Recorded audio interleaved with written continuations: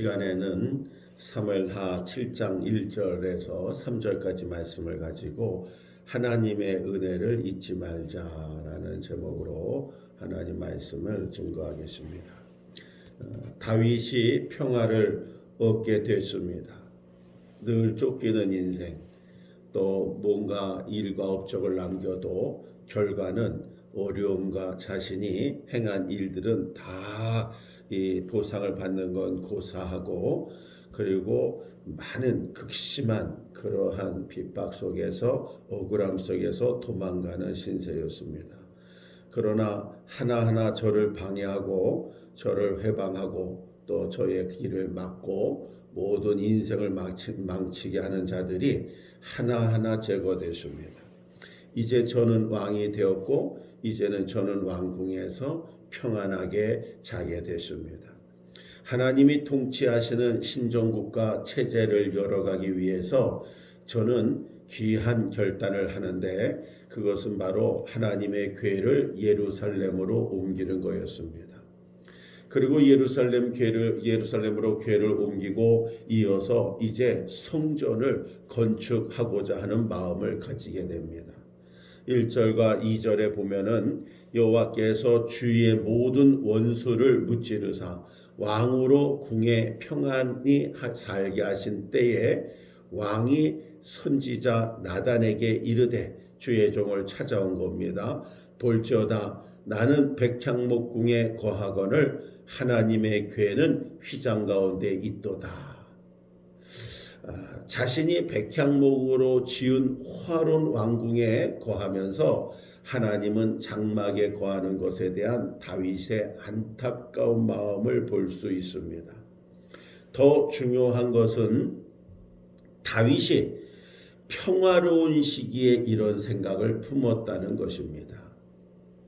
오늘날 사람들은 대체로 위기 때에는 하나님을 찾다가도 평안해지거나, 또 어렵고 힘들 때는 하나님을 찾다가도 문제가 해결되고 뭔가 형통하고 잘 되면은 하나님을 잊어버릴 때가 많이 있습니다.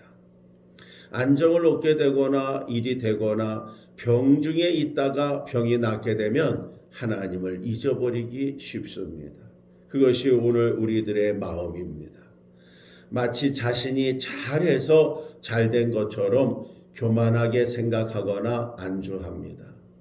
이스라엘 백성이 가나안에 정착 후에 세대가 바뀌면서 점차 하나님을 외면하기 시작했습니다. 하나님을 떠나면서 저들은 우상도 섬겼습니다. 자기들의 소견, 자기들의 생각, 그저 그것이 옳은 것이다. 그래서 하나님 말씀도 제쳐놓고 주의 종들의 말을 듣지도 않고 옳은 대로 자기 생각한 대로 행동을 합니다.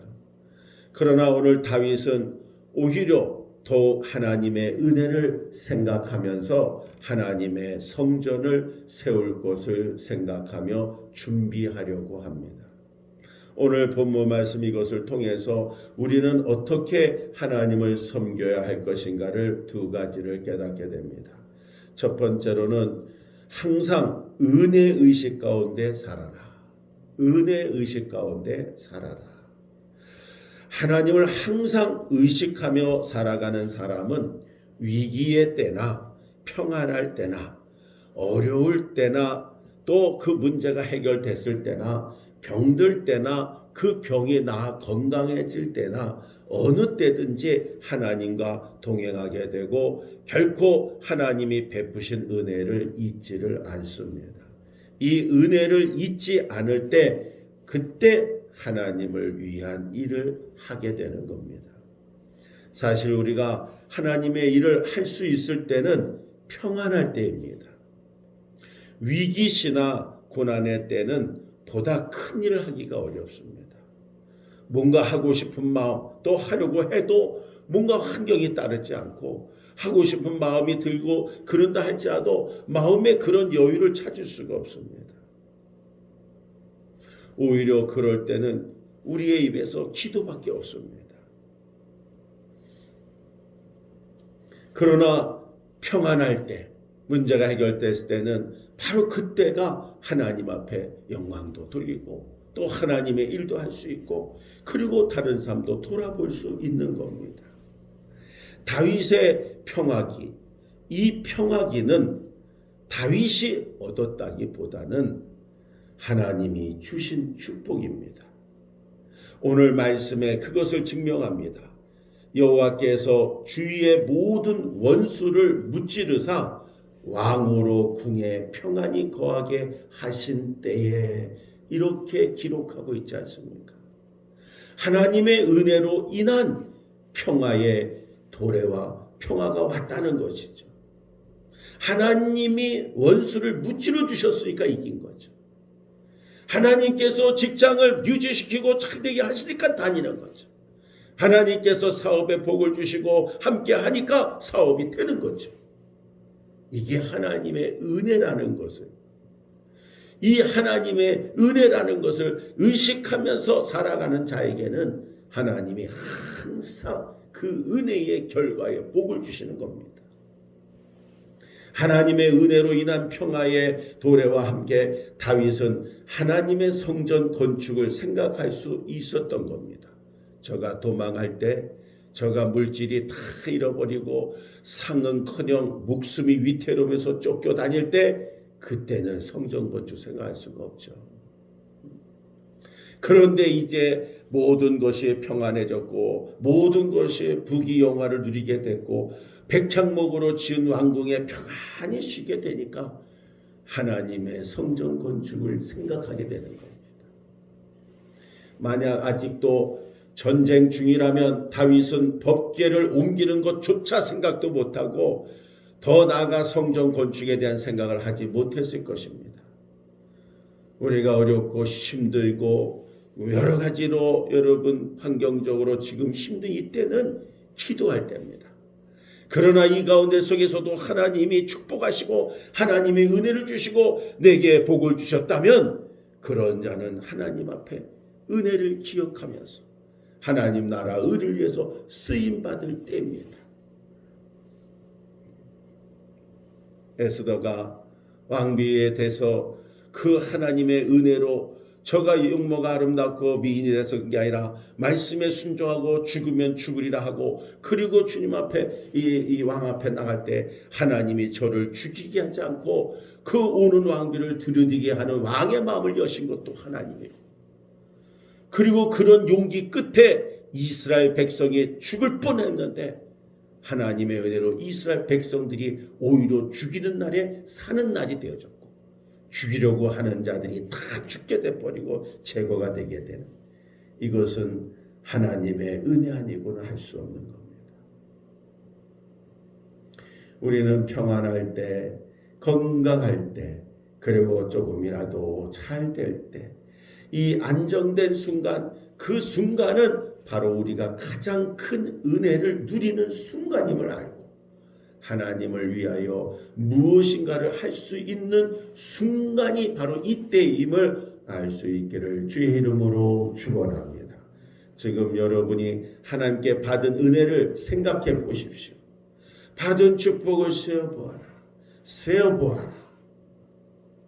내가 그러면 크고 놀라운 하나님의 은혜를 깨닫게 되리라. 지금 이 순간 내가 하나님을 위하여 무엇을 할 수 있을 것인가를 생각해 보십시오. 이것은 은혜의식 가운데 서 있는 사람만이 할 수 있는 일입니다. 마지막 두 번째로 여러분 마음을 들이십시오. 하나님께서 원하시는 일을 하되 마음을 들이는 겁니다. 다윗이 성전 건축을 생각한 것은 지극히 당연한 생각이었을 겁니다. 하나님의 궤가 예루살렘으로 옮겨졌고 자신은 호화로운 궁궐에 거하게 되었는데 하나님께서는 장막에 거하신다는 그 자체가 다윗에게는 합당치 못했을 것입니다. 그래서 하나님께서 거하실 성전을 아름답게 지어야겠다는 생각을 한 것은 다윗의 신앙 성품으로 지극히 당연한 일이었습니다.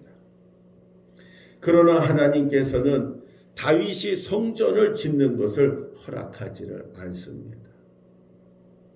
이 부분에 대해서 다음 말씀에서 묵상하겠지만은 중요한 것은 하나님이 다윗이 성전을 생각하고 성전을 짓겠다는 그 마음을 받으시고 있다는 거예요. 우리가 하나님 앞에 물질을 드려도 주님이 그래요. 네 물질인 곳에 마음이 있다 그랬잖아요. 사람은 외모로 사람을 취해 겉으로 행하는 걸 바라고 잘하는구나 못하는 걸 알아요. 그런데 하나님 뭐라 했습니까? 나는 너희와 같지 않다. 나는 마음의 중심을 본다. 우리가 어떤 마음으로 드리냐가 중요한 거예요. 봉사를 해도 중심의 마음을 가진 한 자가 있고 대충 그냥 어쩔 수 없어서 형식주의한 자가 있어요. 물질을 드릴 때도 크고 작은 물질의 액수가 중요한 게 아니라 그 물질 속에 하나님 정말 감사합니다. 하나님 내게 이렇게 은혜를 주셨군요. 그러니까 하나님의 것에 대해서 당연히 응당 창조주 하나님을 고백합니다. 그 믿음을 가지고 행하는 자가 있는 거예요. 하나님은 물질의 액수를 받는 게 아니라 그 마음을 받는 겁니다. 주님 앞에 은사자가 할지라도 교만한 마음 갖고 내가 은사가 있으니까 그냥 병 고치고 기도한다. 아니에요. 주님이 내게 준 능력까지 아니라 겸손히 행할 때 신유의 은사의 능력도 나타나는 겁니다.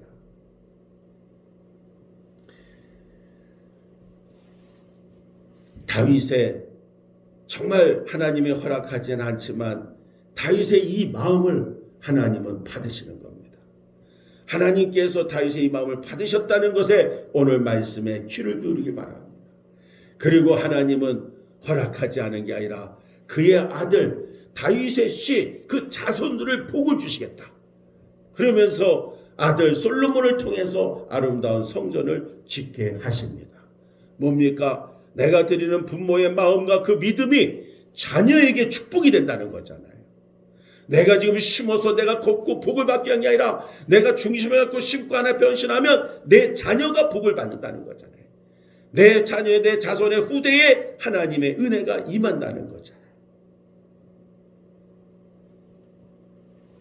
다윗이 나단 선지자와 성전 건축을 상의할 때에 나단이 여호와께서 왕과 함께 계시니 마음에 있는 모든 것을 하소서 이렇게 말씀하듯이 우리가 목회자나 믿음의 사람과 상의할 때도 하나님께 드리고자 하는 그 일에 반대할 사람은 아무도 없습니다. 중요한 것은 여러분 마음에 있는 바를 행하는 겁니다. 어떠한 말씀이든지 부담이 아니라 여러분 마음에 거룩한 부담 가지고 그리고 그 마음을 하나님 앞에 드리려고 한다면 하나님은 어떤 것인지 그 마음을 받아주실 겁니다. 그 자체가 중요하다는 것을 잊지 마시길 바랍니다. 사랑하는 성도 여러분, 하나님께서 우리에게 주신 평안, 하나님께서 우리에게 주신 은혜, 이러한 것들을 기억할 때 우리는 감사하지 않을 수 없고 내가 이 많은 어려움과 위기와 코로나 시대에 하나님이 지켜주시고 보호해주시고 내가 건강을 유지해서 아니라 건강하게 하나님이 지켜주시고 내가 사업을 잘해서 되는 게 아니라 직장을 잘해서 되는 게 아니라 하나님이 다닐 수 있는 직장을 주시고 일할 수 있는 사업을 주신 하나님의 은혜, 어느 것 하나 하나님의 은혜가 아니고는 우리는 살 수 없음을 고백하며 그 은혜가 우리에게 무엇인가 하지 않을 수 없는 하나님의 은혜에 우리가 정말 보답하지 않을 수 없는 그러한 믿음, 그러한 중심, 그러한 마음들을 가질 수 있기를 주의 이름으로 축원합니다. 기쁨으로 드리고자 하는 그 마음, 억지가 아니라 기쁨을 가지고 그리고 정말 하나님을 인정하는 그 마음을 하나님께서 받으시는 겁니다. 그 마음과 헌신됨을 하나님 앞에 감사하며 영광을 돌릴 수 있기를 주의 이름으로 축원합니다. 이 시간에 합심해서 다 같이 기도합니다. 우리는 어렵고 힘들 때는 하나님을 잘 찾습니다. 그리고 주님 앞에 간절히 매달립니다. 왜요? 세상 방법은 내 병을 고칠 수 없고 세상 사람 내 가족 식구라도 나를 도울 수 없기 때문에 하나님을 의지합니다. 그래도 하나님은 어떤 모습과 죄악된 모습 속에서 다가오더라도 하나님은 외면하지 않고 우리 손을 붙잡아 주십니다. 그리고 우리를 긍휼히 여겨 주십니다. 그런 하나님께서 도우시고 역사하심으로 말미암아 우리의 믿음 중심 가운데 간구할 때 하나님이 우리의 직장을, 사업을, 가정을, 자녀들을, 우리의 삶을 보장해 주시고 인도해 주셔서 지금까지 우리가 은혜 가운데 살고 있습니다.